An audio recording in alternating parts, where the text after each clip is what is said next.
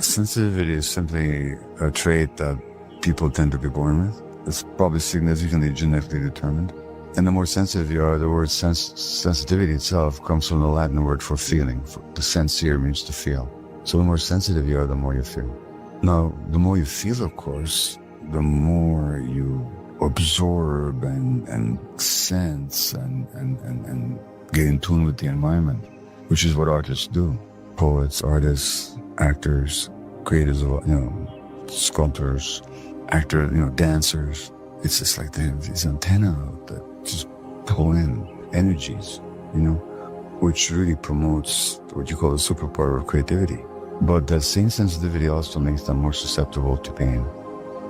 Loneliness is always perception. There's a difference between being alone and being lonely.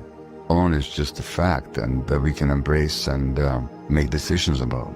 Loneliness has got an emotional charge to it, and that's very much a matter of perception. You can be alone and not be lonely, and you can be surrounded by all kinds of people and be completely lonely. So that depends, how open am I? How vulnerable am I really willing to be?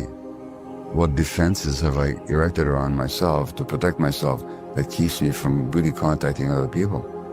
But I think we unwittingly generate loneliness. There's also something else that happens, and you referred to this earlier. You talked about elders.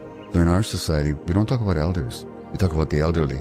It's not the same. In our society that defines people so much in terms of their economic value, we tend to discard people that are not perceived as having economic value either as producers or consumers. So this society generates a lot of loneliness just because it's materialistic values.